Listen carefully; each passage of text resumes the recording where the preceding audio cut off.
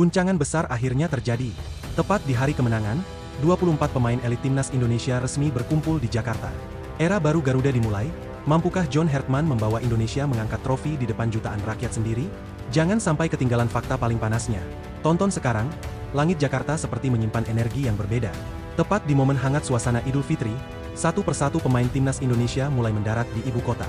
Bukan sekadar agenda latihan biasa, melainkan awal dari babak baru perjalanan Garuda menuju panggung internasional yang lebih besar.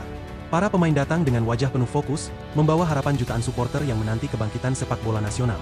Bandara Soekarno-Hatta menjadi saksi kedatangan para pemain diaspora yang terbang jauh dari Eropa, Asia, hingga Australia. Ada yang baru menyelesaikan pertandingan liga, ada pula yang langsung terbang tanpa banyak waktu istirahat.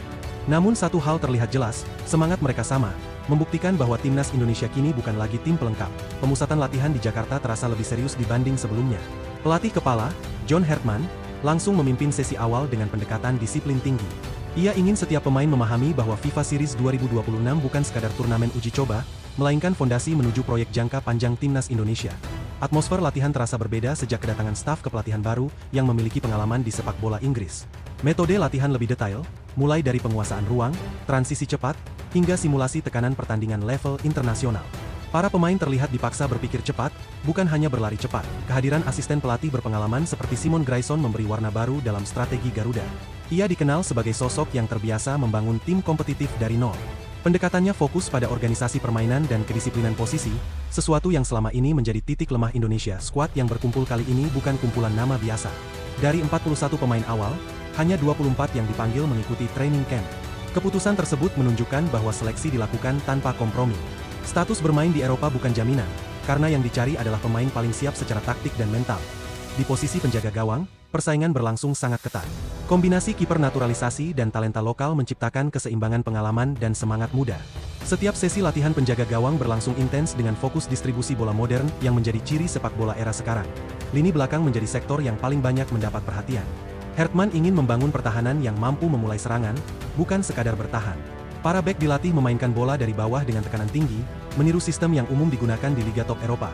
Kembalinya beberapa pemain bertahan yang sebelumnya absen memberi tambahan kekuatan mental bagi tim.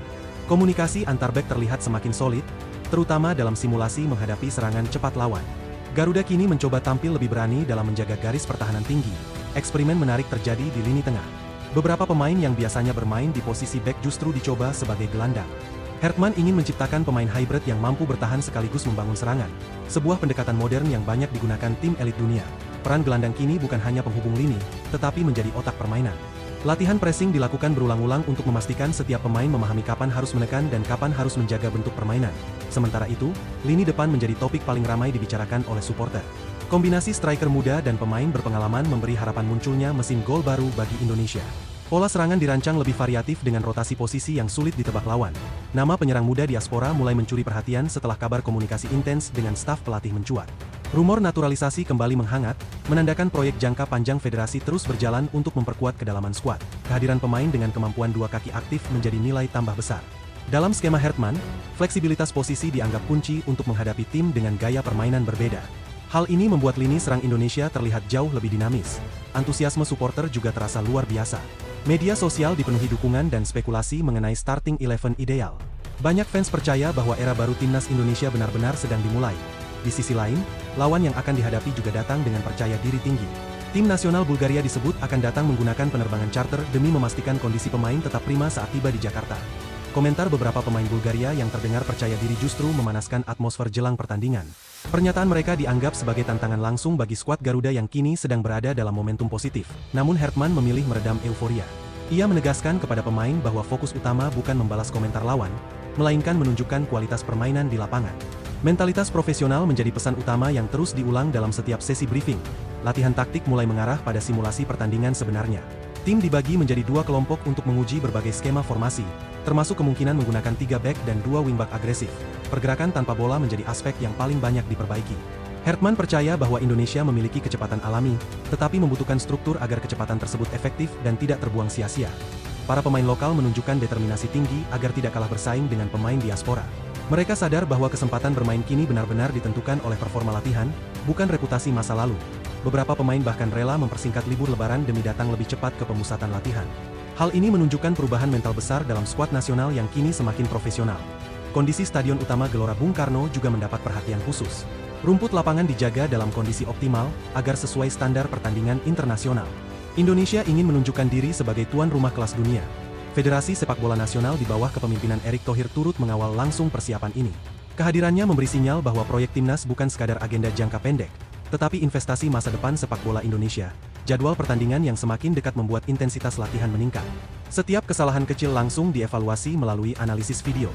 Pemain diajak memahami detail permainan hingga ke keputusan sekecil posisi tubuh saat menerima bola. Target utama bukan hanya kemenangan, tetapi membangun identitas permainan. Hertman ingin dunia mengenal Indonesia sebagai tim yang berani menguasai bola dan bermain agresif. Kabar baik juga datang dari agenda kompetisi internasional mendatang yang memungkinkan pemain Eropa bergabung penuh karena masuk kalender resmi. Hal ini membuka peluang Indonesia tampil dengan kekuatan terbaiknya di turnamen besar Asia. Harapan supporter pun semakin tinggi. Banyak yang mulai membayangkan Indonesia mampu bersaing bukan hanya di Asia Tenggara, tetapi juga level Asia secara keseluruhan. Para pemain menyadari ekspektasi tersebut. Dalam beberapa wawancara singkat, mereka menegaskan bahwa tekanan besar justru menjadi motivasi tambahan untuk memberikan performa maksimal. Kekompakan tim mulai terlihat di luar lapangan. Momen kebersamaan saat makan malam dan sesi pemulihan menjadi sarana membangun chemistry antar pemain dari latar belakang berbeda. Suasana ruang ganti terasa lebih hidup. Bahasa berbeda bukan lagi penghalang karena tujuan mereka sama, membawa Garuda terbang lebih tinggi. Hari pertandingan semakin mendekat dan atmosfer Jakarta perlahan berubah. Spanduk dukungan mulai muncul, tiket diburu supporter, dan euforia sepak bola kembali terasa di ibu kota. FIFA Series kali ini bukan hanya tentang trofi, melainkan pembuktian arah baru sepak bola Indonesia. Setiap pertandingan menjadi pesan kepada dunia bahwa Garuda sedang berevolusi. Para pemain kini memikul tanggung jawab besar di dada mereka. Lambang Garuda bukan sekadar simbol, tetapi amanah jutaan rakyat yang ingin melihat Indonesia berdiri sejajar dengan negara kuat lainnya. Ketika peluit pertama nanti berbunyi di GBK, semua persiapan panjang itu akan diuji. Bukan lagi soal rumor, bukan lagi soal spekulasi, melainkan performa nyata di lapangan hijau. Dan pada akhirnya, perjalanan ini bukan hanya milik pemain atau pelatih, tetapi milik seluruh rakyat Indonesia yang percaya bahwa mimpi besar sepak bola nasional perlahan mulai menjadi kenyataan.